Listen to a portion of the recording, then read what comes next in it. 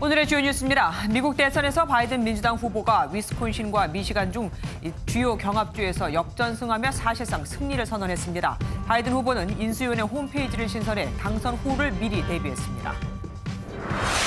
트럼프 대통령은 펜실베이니아와 조지아, 미시간주에 대해 개표 중단 소송을 내고 위스콘신주에 대해서는 재검표를 요구했습니다. 백악관 인근에서 구구단체 회원들이 흉기 공격을 받는 등 미국이 혼돈 속으로 빠져들고 있습니다. 미국 대선과 함께 치러진 연방의원 선거에서 순자라는 한국 이름을 가진 메릴린 스트릭랜드 민주당 후보가 한국계 여성으로는 처음으로 연방 하원 의원에 당선됐습니다. 역시 한국계인 민주당 소속 앤디 김 하원 의원도 재선에 성공했습니다.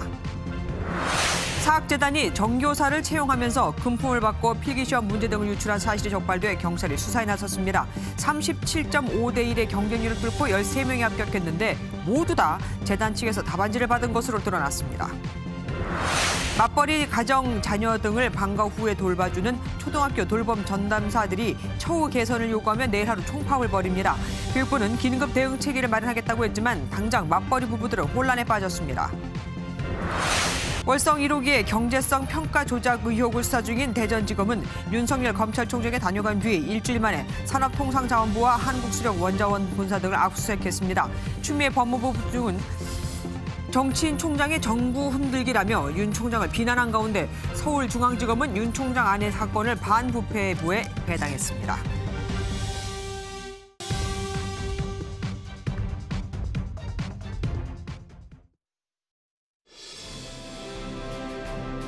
We believe we're on track to win this election. No red states, no blue states, just the United States.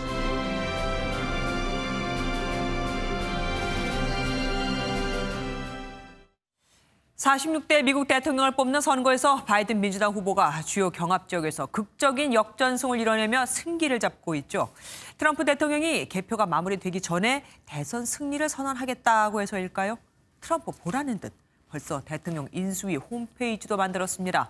또 취임 첫날엔 트럼프 행정부가 탈퇴한 파리 기후협약에 바로 복귀하겠다고도 밝혔습니다. 먼저 이상주 기자가 보도합니다. 트럼프 대통령은 재선의 핵심 경합주로 손꼽혔던 플로리다에서 극적인 승리를 거두었습니다. 이어 1944년 이후 단 한 번 빼고 오하이오를 이기지 못하고 대선을 이기지 못한 적이 없는 징크스의 땅, 오하이오까지 차지하며 승리를 장담했습니다. 하지만 우편 투표와 대도시 지역에 대한 개표가 진행되면서 극적인 역전이 이루어졌습니다. 바이든 후보가 위스콘신과 미시간주에서 승리를 거두며 다시 승기를 잡은 겁니다.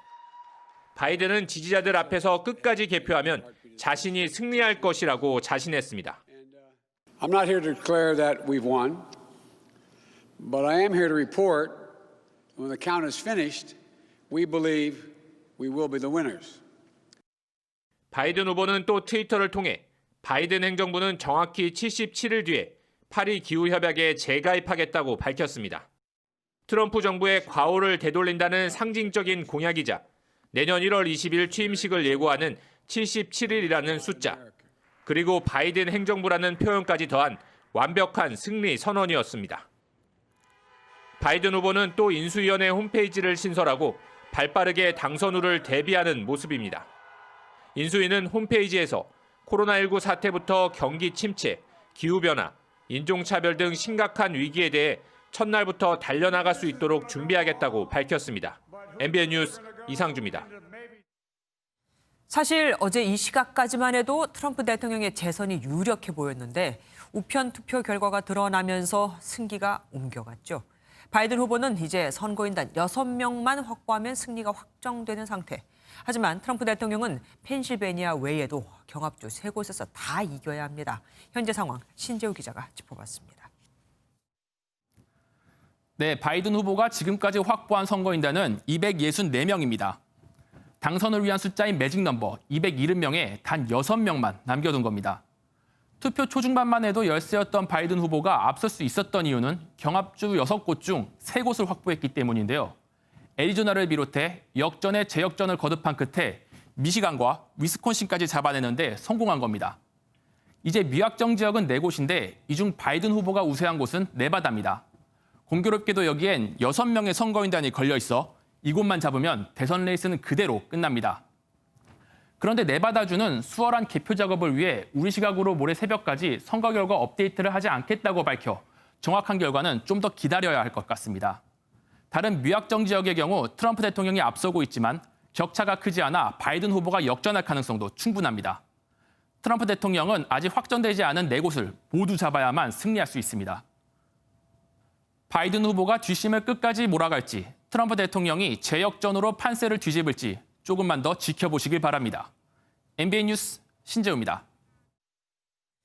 트럼프 대통령으로서는 억울할 겁니다. 분명 밤에 잠들기 전까지만 해도 앞서고 있었는데 자고 일어나니 그새 우편투표 개표가 이루어지며 바뀌었으니까요. 트럼프 대통령은 몰래 버려진 표가 많다며 미시간주 등에는 개표 중단 소송을 제기했고 패배한 위스콘신주에 대해서는 재검표를 요구했습니다. 아참, 이 위스콘신주는 4년 전 힐러리가 지면서 재검을 주장했던 바로 그곳입니다. 상황이 정반대가 된 거죠. 오재 기자가 보도합니다.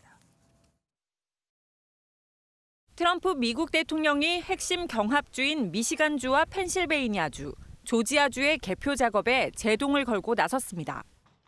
트럼프 대통령이 개표 초반 우세를 보였던 미시간은 막판 바이든 후보의 역전을 허용했고 펜실베이니아와 조지아는 트럼프 대통령이 앞서가지만 격차가 점점 좁혀지고 있습니다.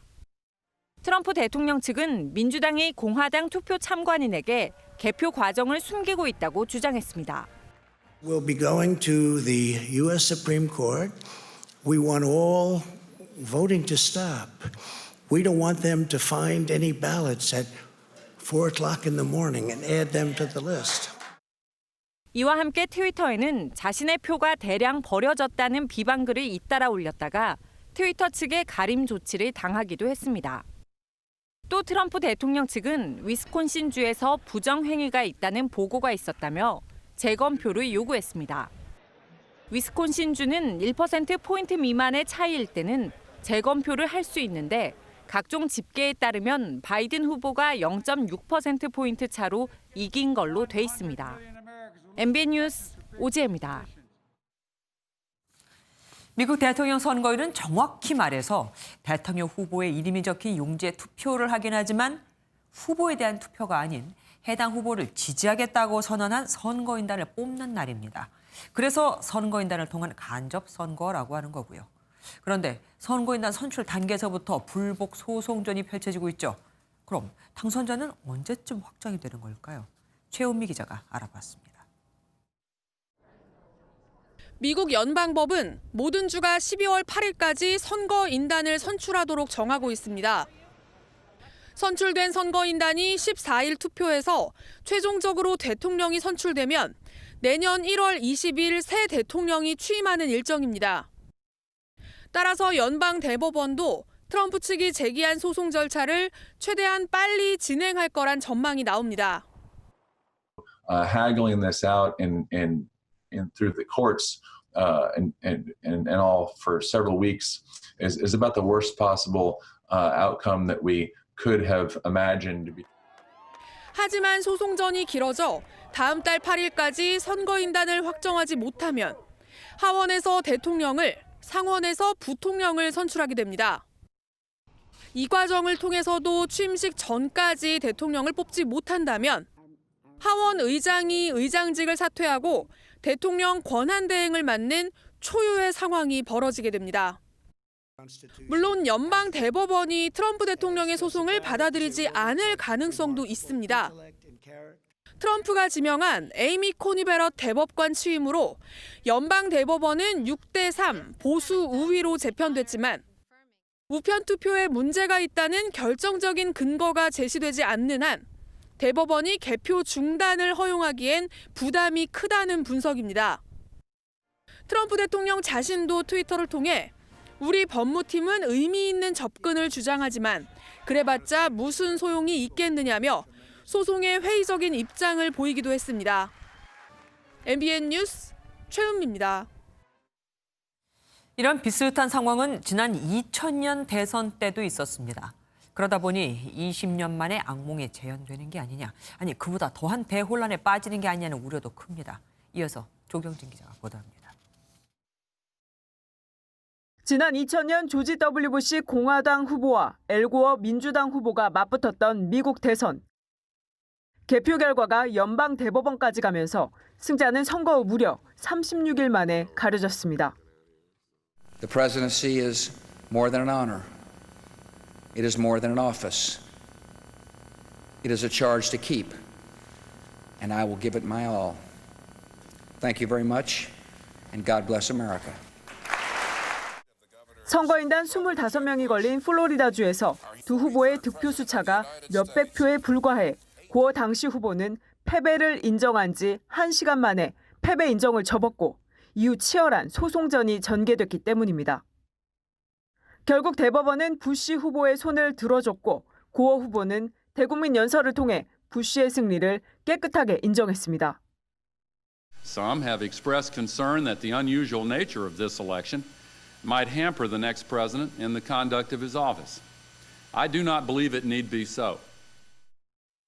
전문가들은 이보다 더한 악몽이 재현될 수도 있다고 내다봅니다. 트럼프 대통령이 지난 4년 동안 보여준 것을 보면 이 승복을 하지 않고 이것을 정치적인 논란으로 계속 끌고 갈 가능성이 커 보입니다. 선거일로부터 차기 대통령의 취임 선거까지 이른바 인터레그넘 기간 동안 트럼프 대통령이 현 대통령의 헌법적 권한을 휘두를 가능성도 있어 당분간 미국 내 혼란 상황은 지속될 전망입니다. MBN 뉴스 조경진입니다. 바이든 후보의 역전이 가능했던 건 1억 명이 넘게 참여한 사전투표. 그중에서도 우편투표의 역할이 컸습니다. 민주당 지지층이 많은 대도시를 중심으로 우편투표가 잇따라 개표되면서 주로 지방에는 보수 성향의 백인들이 많이 살거든요. 격차가 빠르게 좁혀졌습니다. 트럼프의 우려가 그대로 현실이 된 겁니다. 조차원 기자가 보도합니다. 승리를 자신하다 역전을 언급한 트럼프 미국 대통령. We won states, and all of a sudden, I said, what happened to the election? It's off.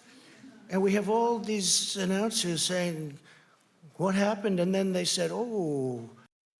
이른바 러스트벨트의 위스콘신과 미시간주에선 막바지 우편투표가 집계에 포함되면서 바이든 후보가 역전에 성공했고 선거인단 26명이 걸린 펜실베니아에서도 격차가 크게 좁혀졌습니다. 미국 남북전쟁 당시 군인의 투표권 보장을 위해 도입된 우편투표. 코로나19 확산 우려 속에 진행된 이번 선거에서 전체 유권자의 42%인 6,500만여 명이 우편투표에 참여하면서 결과를 좌우할 최대 변수로 떠올랐습니다.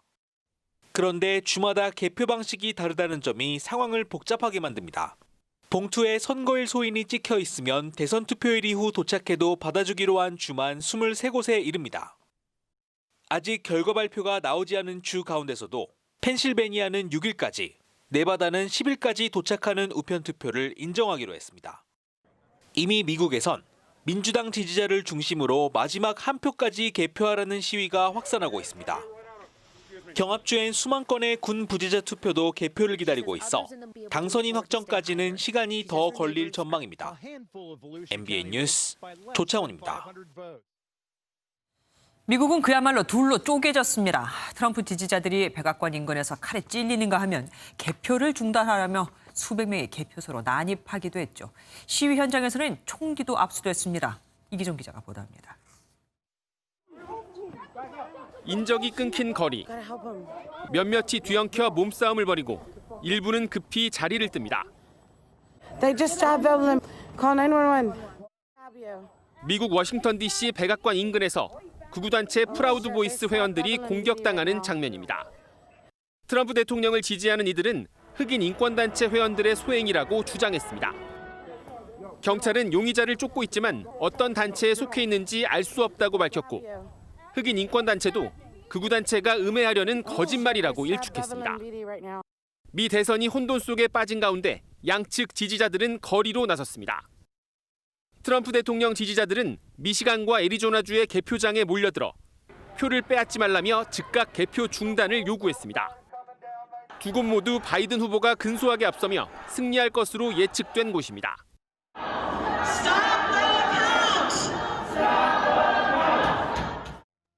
트럼프 대통령의 소송 제기에 반발한 바이든 후보 지지자들도 거리로 나섰습니다.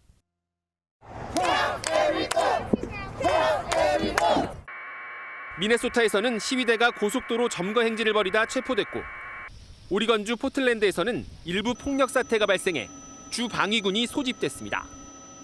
뉴욕 경찰은 방화를 시도하는 등 과격 시위를 벌인 20여 명을 체포했고 시위 현장에서 총기를 압수했다고 밝혔습니다.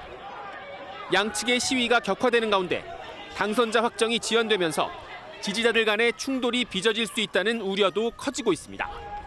MBN 뉴스 이기종입니다.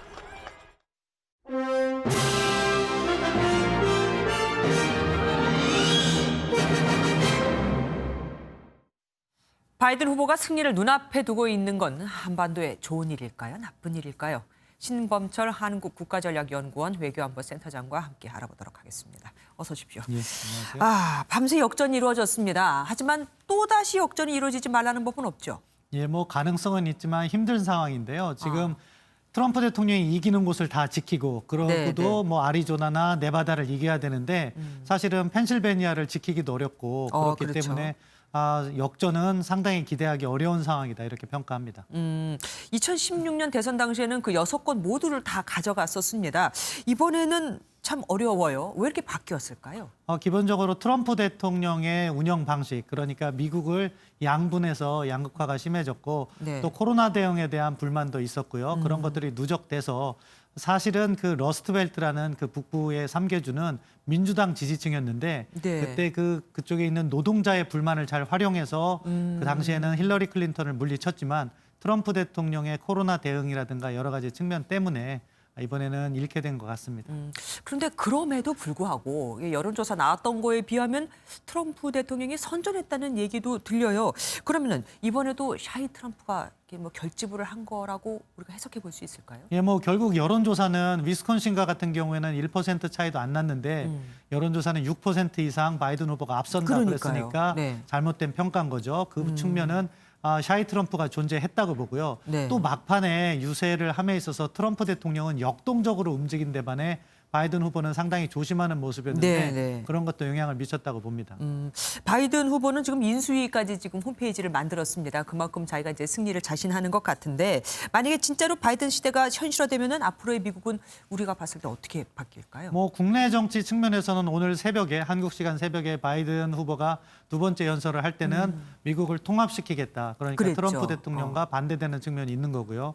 국제 정치 측면에서도 트럼프 대통령은 미국 제일주의, 아메리카 퍼스트를 강조했는데 바이든 후보는 동맹을 강조하면서 자유주의적 세계 질서, 미국이 만들어 놓은 규범을 강조하고 있기 때문에 뭐 세계 질서 측면에서도 많은 변화가 예상됩니다. 예, 우리도 외교 측면에서 좀 준비를 안 할 수가 없습니다. 바이든 지금 현재 후보와 우리가 뭐 좀 와닿는, 맞닿는 뭐 인맥이 있을까요? 사실은 바이든 오바마 행정부 기간이 한국에서는 이명박 박근혜 정부가 겹치기 때문에 현 정부와는 어떻게 보면 접점은 없어요. 하지만 바이든 대통령 후보와 같은 경우에는 상원의원을 오래 했거든요. 그래서 국회에서 외통위 활동을 오래 했던 박병석 의장이라든가 또는 우리 국내 외교부에서 전문 미국을 담당했던 외교관들은 나름대로 그쪽에 인맥이 있기 때문에 일단 우선적으로는 외교부를 활용하고 나름대로 또 그 다음 단계를 고려해야 될 것 같습니다. 이 바이든 후보는 오바마 행정부 부통령으로 있을 때 한국에 와서 이런 말을 한 적이 있습니다. 미국의 반대편에 베팅하는 건 좋은 베팅이 아니다. 사실 이거 대놓고 얘기했던 거거든요. 그렇다면 앞으로 우리 뭐 쿼터도 있고 미국하고 중국 사이에서 우리가 약간 좀 끼인 모습도 있는데 이때는 우리가 어떻게 될 거예요? 아무래도 더 강하게 나오니까 또 한 번 우리가 결단을 해야 되는 건가요? 이제 바이든 행정부가 동맹국들을 압박하지 않는다고 하지만 기본적으로 미국 행정부고 중국의 도전에 대해서 바이든 후보 같은 경우도 동맹주의자이기 때문에 동맹이 중립적인 태도를 취하는 것은 원하지 않을 겁니다. 그렇기 때문에 당시에도 그런 이야기를 한 것 같고 대통령에 당선이 돼서 실제 행정부를 움직일 때도 한국에 대해서는 계속해서 미국의 동맹 네트워크에 참여하라 이런 압박은 이어질 것이고 특히 오바마 행정부 당시를 회고해 보면은 한미일 안보 협력을 강화해라 이런 요구가 있을 거예요. 맞아요. 그런 부분에 있어서 우리 정부가 사전에 충분히 준비를 해놔야 된다고 생각합니다. 한미일은 그렇고 그러면 이제 미국과 중국 갈등에 대해서 좀 얘기를 해보죠. 사실 지금 상황이 뭐 최정점으로 나쁘다라고 뭐 얘기를 할 수는 있을 것 같아요. 만약에 바이든 후보가 당선되면은 미국의 대중 정책도 좀 바뀔까요? 사실 지금 미국 워싱턴 컨센서스라고 하는데 중국의 도전에 대해서 이제 미국이 이것을 물리치지 못하면 따라잡힌다는 공포감 같은 것이 존재합니다. 네. 그래서 트럼프 대통령이든 바이든 대통령이든 중국에 대해서는 강한 압박을 할 것이다. 다만 압박의 수단은 트럼프 대통령은 양제관계 차원에서 군사적 압박과 관세라든가 미국의 경제력으로 직접 통제를 하는 그렇죠. 반면에 대놓고. 예, 바이든 후보 같은 경우에는 국제 메커니즘 WTO를 살린다거나 국제 규범을 강조하고 있기 때문에 그 분쟁의 강도는 조금 완화될 가능성은 있죠. 그렇기 때문에 우리도 그런 규범적인 측면을 잘 활용하면서 미중 경쟁에 대응해 나가야 된다고 봅니다. 사실 이제 북한 뭐 대비용이라고도 하지만 사실 중국 견제용으로도 지금 사드가 배치되지 않았습니까? 원래 뭐 추가 배치 가능성도 거론이 되고 있는데 만약에 바이든 후보가 대통령이 된다면 여기에 대해서는 어떻게 할까요? 사드를 어느 정권에서 배치했는지를 보면 오바마 정부 때 한 거예요. 결국 바이든 행정부도 주한미군이 필요로 한다. 또는 중국을 견제하거나 북한의 위협에 대응하기 위해서 필요하다고 하면은 추가 배치 요구나 또는 업그레이드 요구를 할 가능성은 있다고 보고요. 네. 거기에도 대응을 해나가야겠죠. 주한미군 철수하고 방위비 분담금 문제는 어떻게 할까요? 뭐 지난번에 듣기로는 조금 나아질 것 같기는 한데. 그 부분은 트럼프 행정부보단 나아질 거라고 생각합니다. 네. 기본적으로 바이든 후보가 후보 시절에도 어떻게 이야기를 했냐면 네. 동맹국에 대한 지나친 압박은 잘못됐다. 네, 방위비 맞아요. 분담금을 가지고 그런 식으로 언급을 했기 때문에 지금 한미 간의 방위비 분담금 협상이 제대로 이루어지지 않고 있는데 그 기간을 조금 늘려서 트럼프 행정부에 합의하기보다는 새로운 바이든 행정부와 합의하는 것이 훨씬 유리하고 또 트럼프 행정부 같은 경우에는 주한미군 주둔 문제를 방위비 분담금과 연계해서 언급을 했는데 그런 것도 잘못됐다고 이야기하니까 물론 바이든 행정부도 미국 행정부이기 때문에 그렇죠. 더 받아내려고는 하겠지만 그 정도의 좀 불쾌한 압박은 없을 거라고 생각합니다. 맞아요. 그리고 바이든 후보는 다자무역주의를 내세우고 있습니다. 그러면은 우리 경제에는 어떤 영향을 미칠까요? 일단 다자무역하면서 오바마 행정부 말기에 추진했던 TPP 환태평양 경제협력기구를 다시 부활시킬 가능성도 있는데요. 네네. 그런 미국 주도의 다자무역 체제에 한국을 초청할 가능성이 있습니다.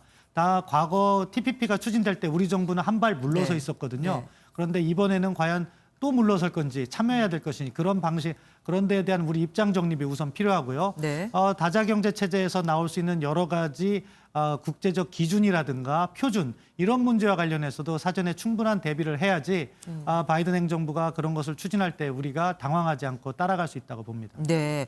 그리고 마지막 질문 드릴게요. 바이든 후보가 아까 잠깐 뉴스에도 나갔지만 당선이 되면 파리 기후협약에 곧바로 재가입하겠다라고 했습니다. 그만큼 뭐 환경 문제 같은 걸 굉장히 중요시 여기는 국가인데 탄소 배출이 많은 우리나라 같은 경우에는 산업에 약간 영향을 받지 않을까요?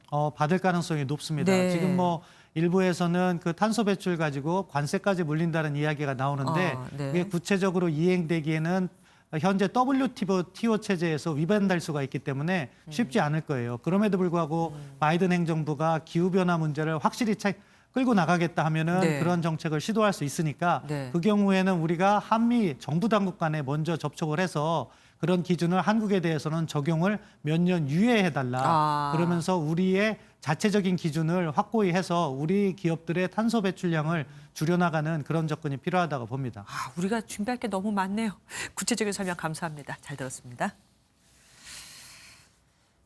문재인 대통령은 외교관계 장관회의를 열고 미 대선 결과가 미치는 영향을 논의했습니다. 미국 쪽 분위기를 살피기 위해서 강경화 외교부 장관은 오는 9일에 미국에서 폼페이오 국무장관과 만납니다. 최중락 기자입니다. 청와대는 NSC 상임위원회를 개최해 미국 대선 상황에 대해 논의하고 향후 대응 방향을 협의했습니다. 문재인 대통령도 곧바로 외교관계 장관회의를 소집하고 관련 내용을 보고받았습니다.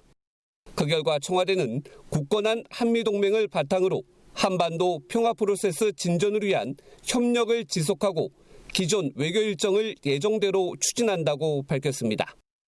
또한 한반도 평화 프로세스를 꾸준하게 추진해 남북관계 진전과 함께 제도적으로 정착시키는 데 집중하겠다고 강조했습니다.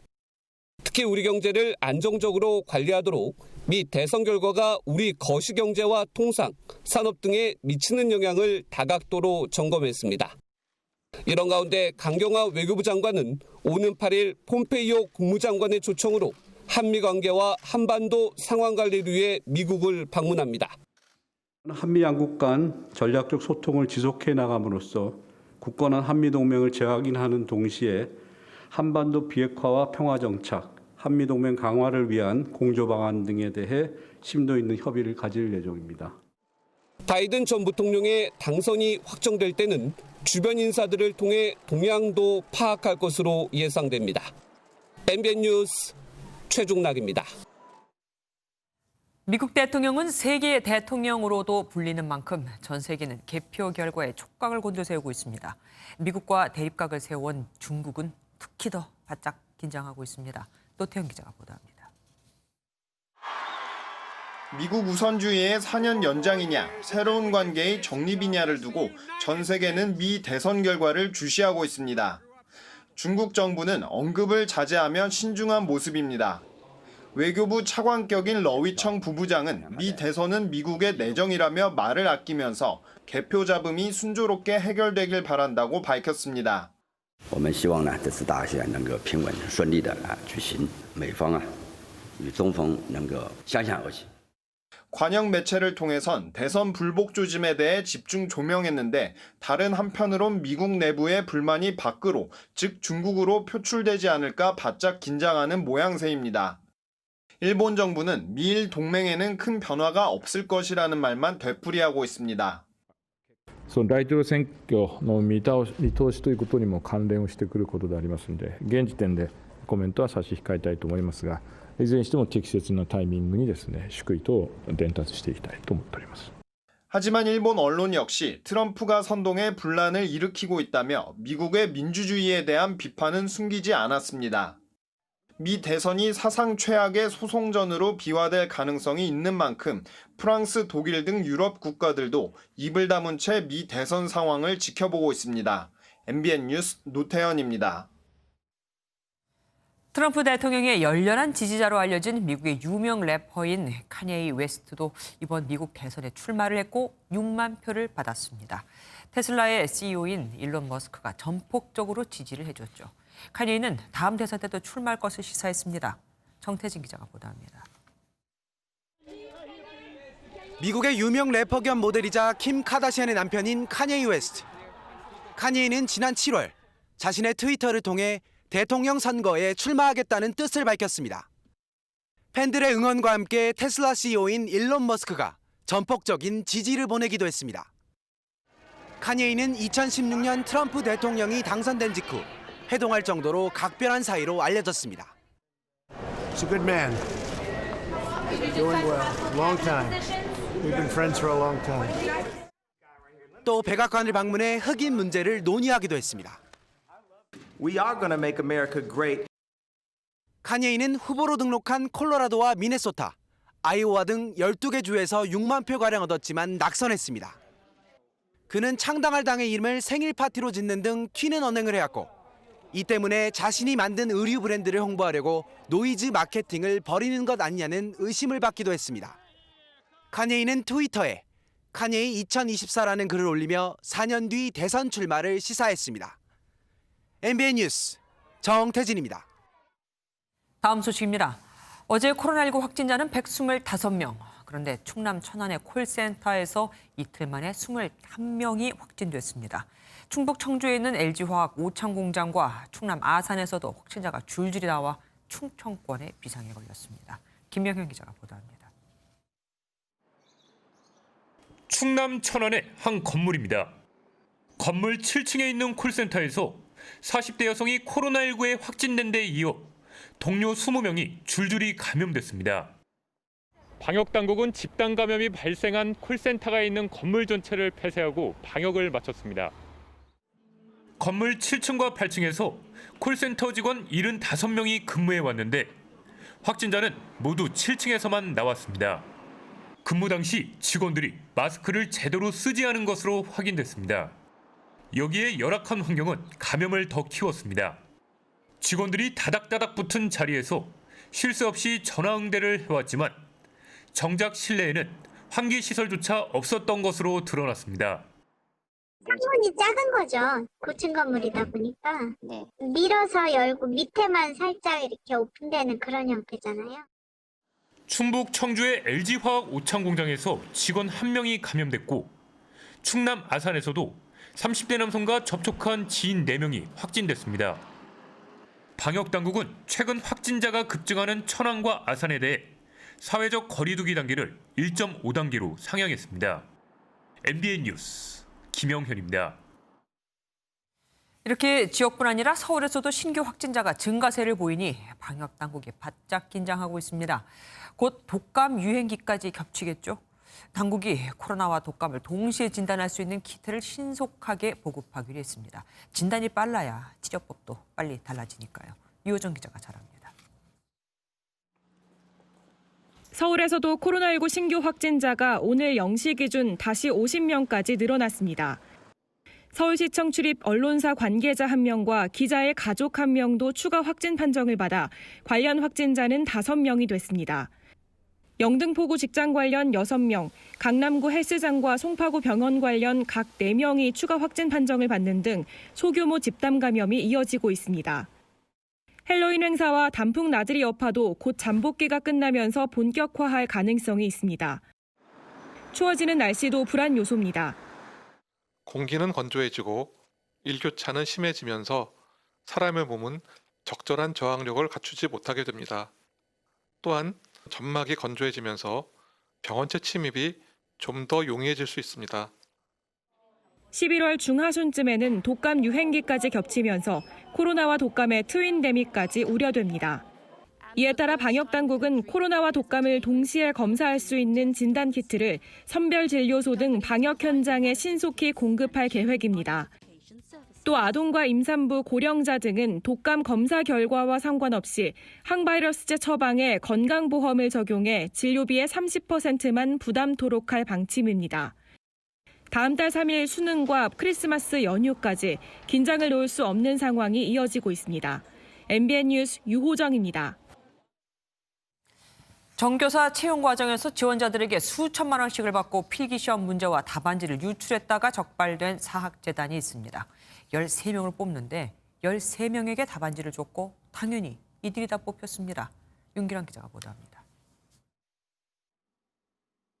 지난 1월 경기도 평택의 한 사립 중고등학교 홈페이지에 올라온 정교사 채용 안내문입니다. 488명의 지원자가 몰린 채용 시험에서 최종 합격한 사람은 13명. 하나같이 학교 재단으로부터 시험 답안지를 사전에 받은 사실이 확인됐습니다. 경찰 조사 결과 재단 측은 일부 지원자들에게 각각 수천만 원씩을 받고 필기시험 문제와 답안지, 면접 문항을 따로 건넨 것으로 알려졌습니다. 답지를 받은 합격자들은 다른 지원자보다 훨씬 높은 성적으로 채용 시험을 통과한 것으로 조사됐습니다.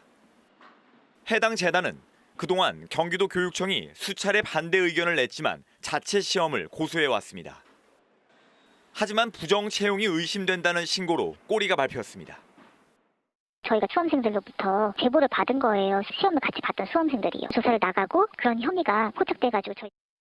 경찰은 업무방해와 배임수재 혐의로 재단 이사장과 직원, 채용 교사 등 22명을 입건했습니다.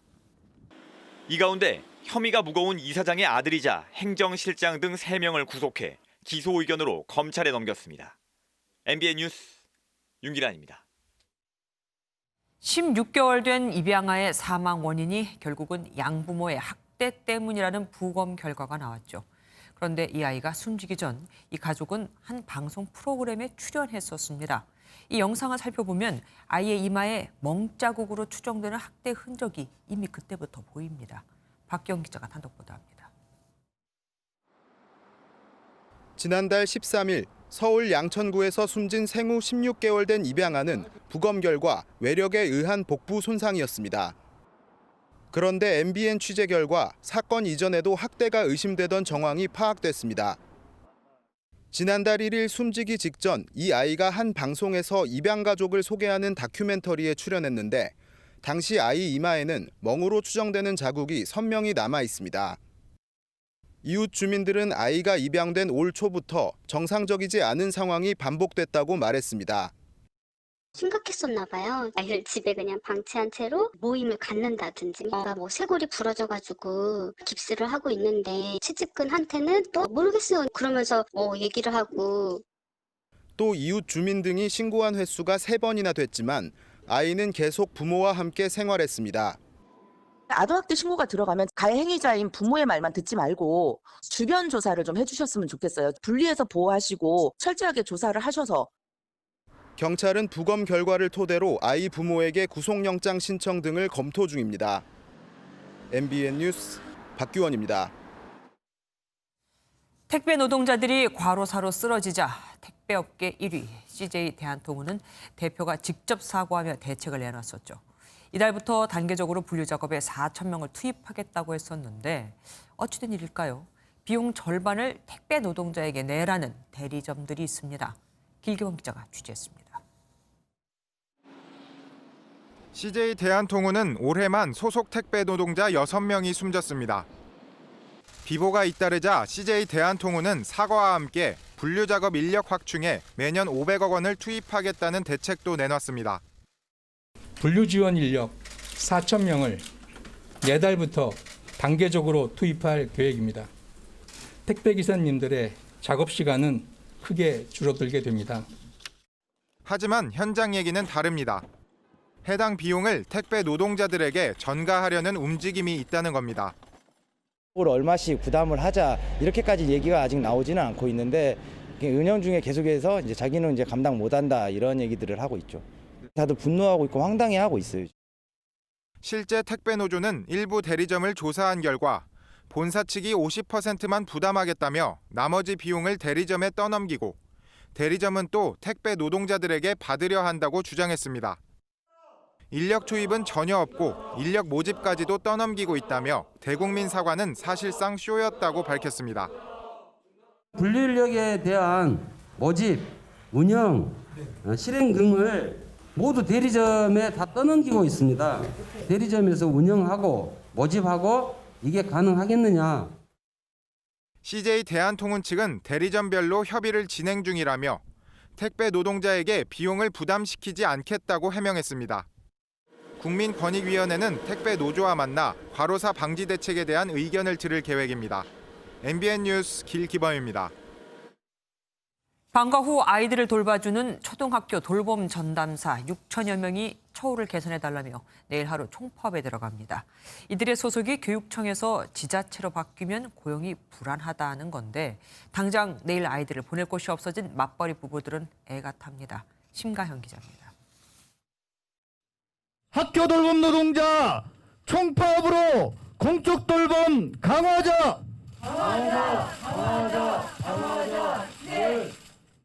맞벌이나 저소득층 자녀를 방과 후 돌봐주는 초등 돌봄 전담사들이 오늘 기자회견을 열고 내일 하루 총파업을 선포했습니다.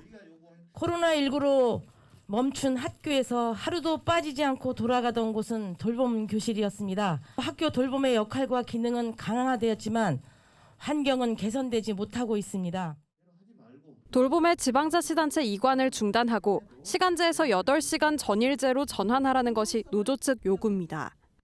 이대로는 공적 돌봄의 버팀목인 학교 돌봄이 미래가 위험하고 돌봄 전담사의 고용과 처우도 불안해질 것이기에 우리는 자시할 수 없다. 전체 돌봄 전담사의 절반에 이르는 6천여 명이 파업에 참여할 것으로 알려졌습니다. 교육부는 파업 자제를 요청하는 한편 파업에 참여하지 않은 인력을 활용해 최대한 돌봄 공백을 메우겠다는 방침입니다. 하지만 당장 아이를 맡길 곳이 없어진 학부모들은 막막하기만 합니다. 내일 당장 어떻게 해야 될지가 너무 걱정이 돼요. 저도 이제 내일 출근을 해야 되는데 전날 휴가를 내거나 조정하는 거는 쉽지가 않아서 어떻게 할 수가 없는 상황. 게다가 학교 급식조리사들도 퇴직연금 개편을 요구하며 2주 뒤 파업을 예고하고 있어 당분간 학교 현장에서의 혼란은 이어질 것으로 우려됩니다. MBN 뉴스 심가현입니다. 지난 9월 인천 을왕리 해수욕장 앞 도로에서 만취 상태의 벤츠 운전자가 치킨을 배달하던 50대 가정을 치어서 숨지게 한 사건 기억하시죠? 검찰이 가해 운전자와 동승자까지 이른바 윤창호법을 적용해서 재판에 넘겼는데 동승자는 차 열쇠를 준 기억이 없다며 억울하다고 주장하고 있습니다. 하지만 그 차량은 동승자 거였죠. 노승환 기자입니다. 혈중 알코올 농도 0.194%의 만취 상태였던 임모 씨는 중앙선을 넘어 마주오던 오토바이를 그대로 들이받았습니다. 이 사고로 치킨을 배달하던 50대 가장이 숨지고 말았습니다. 사고 2달 만에 첫 재판이 열렸습니다. 운전자 임모 씨는 잘못했다며 혐의를 인정했습니다. 반면 임 씨에게 자신의 차를 운전시킨 혐의를 받는 40대 동승자는 법률적 검토가 필요하다고 밝혔습니다. 동승자 김 씨 측은 운전대를 맡길 당시 자신은 술에 너무 취해 기억이 안 난다며 사실상 혐의를 전면 부인했습니다. 그러면서 운전자와 같은 처벌이 가능한 교사 혐의 대신 처벌이 낮은 단순 방조 혐의를 적용해달라고 재판부에 호소했습니다. 재판에 참석한 피해자 측 변호인은 유가족이 슬픔과 분노에 빠져 있다며 운전자와 동승자 모두 엄벌해 줄 것을 요구했습니다. 가해자들이 진정한 반성을 하고 있는 것인지 의문입니다. 법적 다툼을 예고한 동승자 김 씨는 짧은 사과만 남기고 법원을 떠났습니다. 을왕리 만취 사고는 윤창호법 시행 이후 동승자가 공범으로 적용된 첫 사례로 향후 재판부가 어떤 판단을 내릴지 주목됩니다. MBN 뉴스 노승환입니다. 전 남편을 살해하고 시신을 유기한 혐의 등을 받는 고유정에게 무기징역이 확정됐습니다. 의붓아들 살해 혐의는 명백한 증거가 없다며, 그러니까 정황 증거만 있다며 무죄로 판단됐습니다. 김지영 기자입니다. 1심에서 고유정에게 무기징역이 선고되자 유족들은 실망감을 감추지 않았습니다. 얼마나 사람이 더 참혹하게 죽어야 사형 선고가 날까요? 재판부의 양형 기준을 이해할 수가 없습니다. 의붓아들 살해 무죄 판결에 당시 고유정의 남편은 흐느꼈습니다. 아무리 피의자의 권리가 중요하고 모든 게 다 중요할 수 있지만 그렇다면 제 아기의 죽음의 진실은 어디서 찾을 수가 있는 것? 하지만 항소심도 전 남편 살해 혐의 등만 유죄로 의붓아들 살해 혐의는 무죄로 판결했고 대법원 역시 원심을 유지하며 무기징역을 확정했습니다. 재판부는 사건 당시 피해자가 성폭행하려 했다는 피고인의 진술은 신빙성이 없다면서도 의붓아들 살해 혐의는 피고인의 행위로 피해자가 사망했다고 단정하기 어렵다고 판단했습니다. 고유정의 범행이라고 볼 만한 명백한 증거가 있어야 한다는 겁니다. 계획성, 반인륜적인 범행에 비춰볼 때 무기징역형은 죄질에 맞지 않는다. 사형이 선고되지 않는 그 점에 대해서 안타깝게 생각하고 있습니다. 의붓아들 아버지 측도 대법원의 합리적 판단을 기대했던 바람이 무너져 내린 참담함을 감출 수 없다고 밝혔습니다. MBN 뉴스 김지영입니다. 검찰이 입시 비리와 사모펀드 비리 등 14개 혐의로 기소된 조국 전 법무부 장관의 아내 정경심 교수에 대해 징역 7년과 벌금 9억 원을 구형했습니다.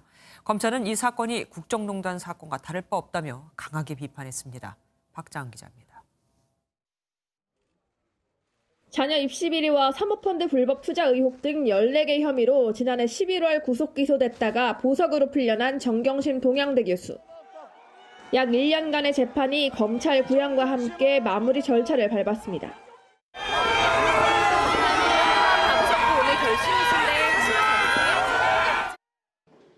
정 교수는 담담한 표정으로 재판을 지켜보다 간간히 검사 측을 응시하기도 했습니다. 검찰은 3시간의 변론 후 징역 7년과 벌금 9억 원, 추징금 1억 6천여만 원을 구형했습니다. 검찰은 조국 전 장관의 인사검증 과정에서 살아있는 권력에 대한 의혹이 제기돼 수사가 시작됐고 이 사건은 국정농단 사건과 유사하다며 과거 조 전 장관이 재벌 오너에게 노블레스 오블리주를 지키라곤 하지 않겠다. 그러나 법은 지켜라라고 한 것을 언급하곤 아이러니하게 법을 지키지 않았다고 지적했습니다.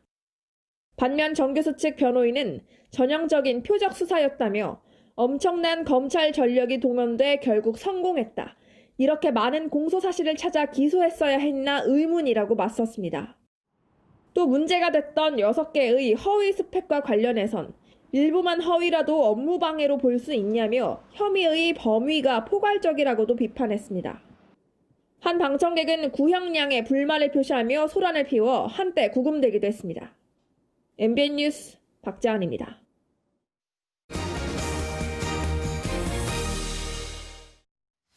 월성 1호기의 경제성 평가 조작 의혹을 수사 중인 검찰이 산업부와 한국수력원자력 본사 등을 압수수색했습니다. 원전 수사는 현 정권과 관련된 사안인데 공교롭게도 윤석열 검찰총장 측근이 수장으로 있는 대전지검에서 이루어졌습니다. 강세영 기자입니다. 월성 1호기의 경제성 평가가 조작됐다는 의혹을 수사 중인 검찰이 산업통상자원부와 한국수력원자력 본사 등을 압수수색했습니다. 지난달 29일 윤석열 검찰총장이 사건이 배당된 대전지검을 방문한 지 일주일 만입니다. 총장으로서 한번 직접 눈으로 보고 또 애로사항도 들어보고. 검찰은 평가 당시 대통령 비서실 산업정책 비서관이었던 최희봉 한국가스공사 사장의 직무실도 압수수색한 것으로 알려졌습니다. 지난 2018년 정부는 월성 1호기의 조기 폐쇄를 결정했지만 감사원은 폐쇄 결정의 핵심 쟁점이었던 월성 1호기의 경제성이 부적절하게 낮게 평가됐다고 발표한 바 있습니다. 또 산업부 공무원들이 400여 건의 자료를 폐기하며 감사를 방해했다는 의혹도 나왔습니다. 이렇게 감사 저항이 심한 감사는 제가 재임한 동안에 처음 있는 겁니다. 자료 삭제는 물론이고 와서 사실대로 얘기 안 합니다. 이번 압수수색은 국민의힘 측의 배국유 전 산업부 장관 등을 직권남용 혐의 등으로 고발하면서 이뤄졌습니다. 현 정권과 관련된 원전 수사가 공교롭게도 윤 총장 측근이 수장으로 있는 대전지검에서 진행되면서 향후 수사에 관심이 쏠리고 있습니다. MBN 뉴스 강세현입니다.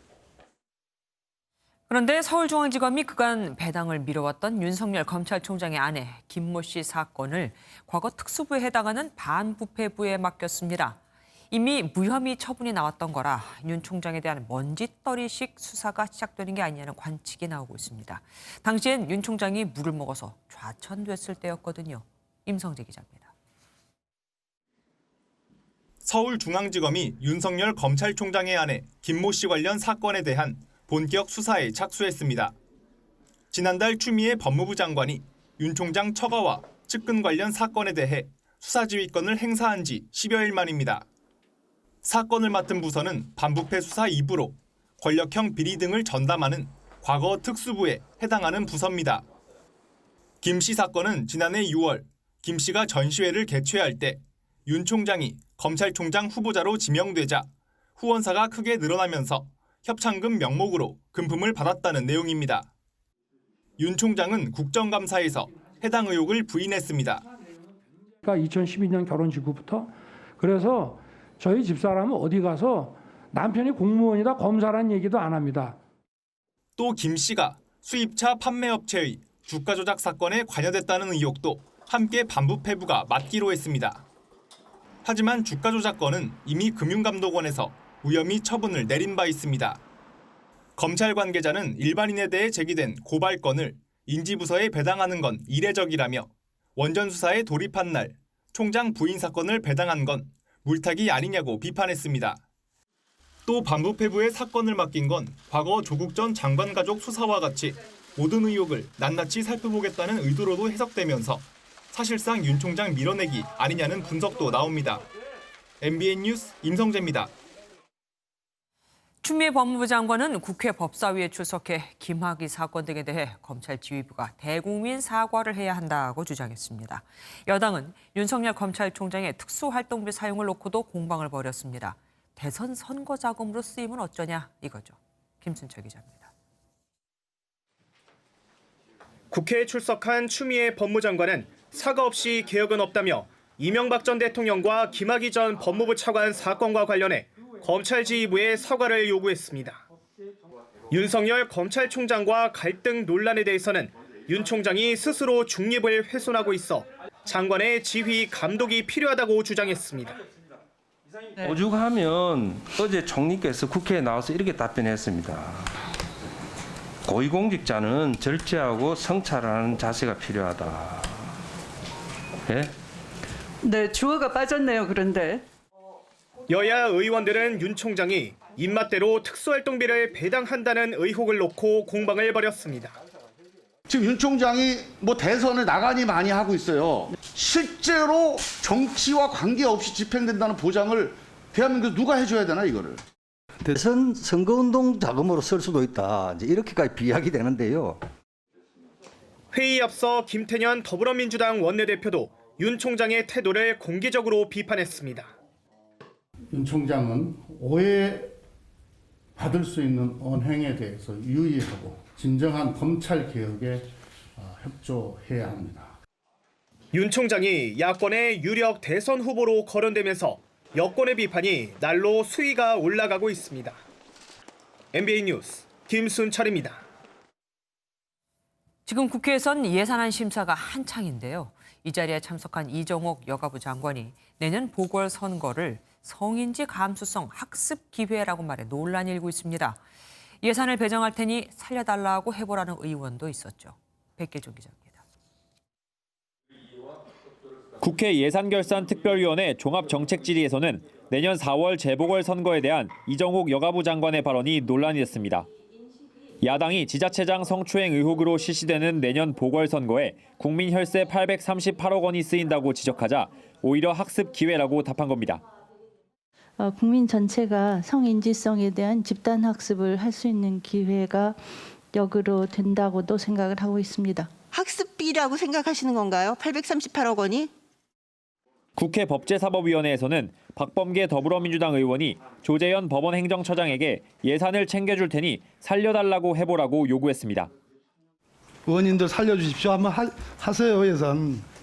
네, 그 LX 사업비. 살려주십시오. 한마디 하시면 끝날 일을. 참네 답답하시. 해당 발언은 예산 갑질 논란에 휩싸였고 결국 박 의원은 사과했습니다. 어제 청와대 대통령 비서실 국정감사에서는 노영민 대통령 비서실장이 광화문 집회로 코로나19가 확산됐다며 비난한 표현이 논란이 됐습니다. 도둑놈이 아니라 살인자입니다. 살인자. 이 집회 주동자들은. 야당은 국민을 살인자로 보는 것이냐고 반발했고 노 실장은 그런 의미는 아니라며 표현이 과했다고 유감을 표했습니다. MBN 뉴스 백길종입니다. 미국 대선에서 당선자가 확정되기 전까지는 아무런 반응을 보이지 않아왔던 북한. 이번에도 일절 관련 언급을 하지 않고 있습니다. 이런 가운데 새 금연법을 도입했는데 소문난 애연가로 알려진 김정은 위원장에게도 이게 적용이 될까요? 배진우 기자가 보도합니다. 미국 대선 윤곽이 나오고 있지만 북한은 미국 대선과 관련해선 별다른 반응을 내지 않고 있습니다. 과거에도 당선자가 나오기 전까진 침묵해왔던 만큼 이번에도 당선자 확정 후에야 미국을 겨냥한 메시지가 나올 것이란 전망입니다. 이 같은 의도적 침묵엔 새로운 행정부가 꾸려지더라도 실제 협상까진 시간이 꽤 필요한 만큼 내부 결속에 집중하겠다는 의도가 숨은 것으로 보입니다.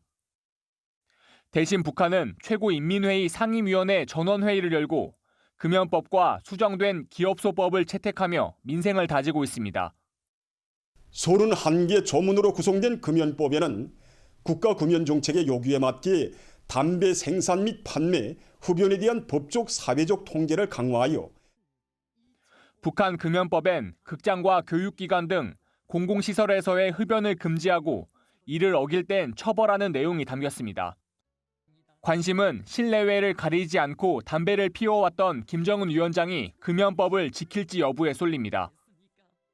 전문가들은 김 위원장에게도 형식적으로 적용되며 당분간 흡연 모습을 드러내지 않을 수도 있지만 금연으로 이어질 가능성은 적다고 분석합니다. 과거에도 북한의 금연 운동이 많이 있었고요. 그 과정에서도 김 위원장은 개의치 않고 공개적으로 흡연하는 모습을 좀 보입니다.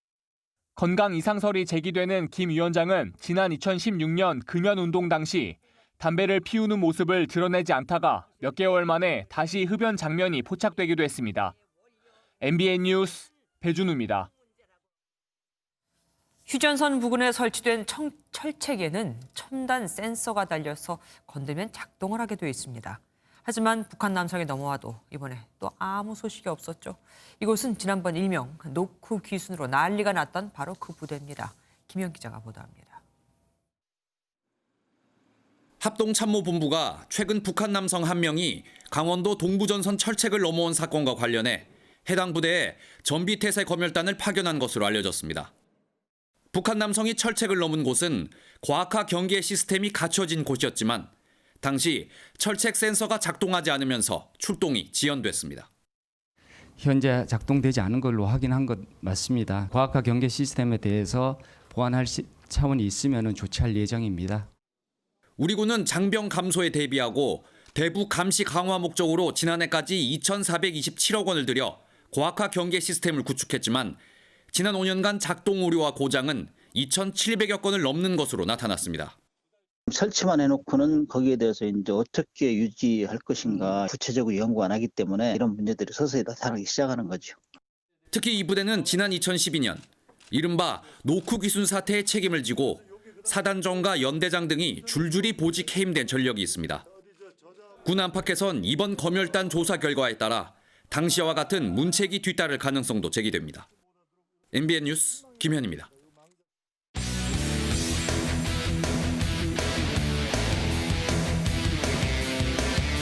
스포츠 뉴스입니다. 코로나19로 도쿄올림픽이 1년 연기되면서 진천 선수촌이 지난 3월 운영을 잠정 중단했는데 7개월 만에 다시 열렸습니다. 일부 종목 선수들이 재입촌하면서 올림픽을 향한 맹훈련에 돌입했습니다. 전남주 기자입니다. 국가대표 선수들을 태운 버스가 도착하고 선수들이 차례차례 내립니다. 신치용 선수촌장은 직접 마중 나와 선수들을 반갑게 맞아줍니다. 지난 3월 도쿄올림픽이 1년 연기되면서 방역과 선수 재충전 등을 위해 운영을 중단했던 선수촌이 체조와 수영, 복싱 등 선수 120여 명을 우선 받으며 재개장에 들어갔습니다. 훈련을 할 수 있다는 게 너무 기쁩니다. 코로나가 심하게 터진 경우 그때는 체육관 이용을 또 못해요. 몸을 올려놨을 때 다시 많이 떨어지는 그런 현상이 계속 반복되다 보니 도쿄올림픽 진출 티켓을 따기 위한 선수들이나 올림픽 진출의 꿈을 이룬 선수 모두 내년 여름을 향해 다시 힘차게 뛰겠다고 말했습니다. 예정대로 7월에 시합을 진행했으면은 잘 못했을 것 같은데 몸의 중심을 많이 키워서 넘어지지 않고 중심 잡고 힘있게 때리는 연습을 하려고. 개인 위생과 방역은 철저히 하면서 종목별 훈련과 생활에도 거리 두기가 이어집니다. 숙소도 1인 1실로 하고요. 동을 달리하고 청을 달리하고 해가지고 웨이트장 같은 데는 시간을 좀 달리하고 러닝머신을 뛰더라도 한 칸 건너. 진천 선수촌은 코로나 이전 700에서 800명 정도를 수용했지만 앞으로는 300명 정도 수준을 유지하면서 철저하게 선수들을 관리할 예정입니다. MBN 뉴스 전남주입니다. 프로축구 전북의 4연패를 이끈 살림꾼 손준호 선수가 K리그 MVP에 선정됐습니다. 공격 포인트가 많지 않은 수비형 미드필더가 MVP에 오른 건 사실상 최초입니다. 김동환 기자가 보도합니다. 7년차 수비형 미드필더인 손준호는 화려하지 않습니다. 거칠게 상대 공격을 차단하고 헌신적으로 동료에게 패스하다 보니 많은 공격 포인트도 높은 인지도도 쌓지 못합니다. 하지만 손준호의 전북은 최소 실점으로 우승해 최초의 4연패를 달성할 수 있었습니다. 그리고 MVP로 보상이 돌아왔습니다. 득점 2개, 도움 5개가 전부인 손준호는 26골에 득점왕 주니오를 제치고 최고의 선수로 뽑혔습니다. 수비형 미드필더가 MVP를 받은 건 처음. 역대 최소 득점 MVP지만 지상볼 경합 성공 1위, 패스 차단 1위 등 숨은 지표들이 진짜 가치를 인정받은 겁니다. 비록 포인트는 부족하지만 그 포인트를 벗어나 다른 기록에서는 제가 정말 다른 선수보다는 자신 있다고 생각하고 있습니다. 신인왕에 해당하는 영플레이어 상에는 화려한 개인기와 세리머니로 눈길을 사로잡은 포항 송민규가 받았습니다. 감독상 역시 화끈한 공격 축구로 팀 최다 득점을 이끈 김기동 포항 감독이 차지했습니다. 3위 팀 감독이 감독상을 받은 적이 없어서 내심 안 될 거라는 생각은 했었습니다. 포항만의 확실한 팀 색깔을 보여줬던 게 큰 점수를 얻은 것 같아요. 통산 최다골 기록을 남기고 은퇴한 이동국은 공로상 수상으로 마지막 무대를 장식했습니다. MBN 뉴스 김동환입니다. 낮부터는 찬바람이 잦아들며 추위가 누그러졌습니다. 내일은 전국의 하늘이 차츰 흐려지기 시작해 오후부터는 비가 오는 곳이 있겠는데요. 내일 비가 내리는 지역은 강원 동해안을 제외한 중부지방과 남해안, 제주가 되겠고 비의 양은 5mm 미만으로 많지 않겠습니다. 대기가 그동안 매우 건조했기에 대기의 건조함을 모두 해소시켜주지는 못하겠지만 일시적으로는 도움이 되겠습니다. 비가 오지 않는 동해안을 따라서는 여전히 건조주의보가 발효 중입니다. 내일 오후부터 영동을 따라서는 바람도 강하게 불 것으로 보입니다. 오늘 오후 고비 사막에서는 황사가 발원했습니다. 내일은 대기 정체로 미세먼지가 조금 발생하겠지만 모레부터는 우리나라가 이 황사의 영향을 받을 가능성이 있습니다.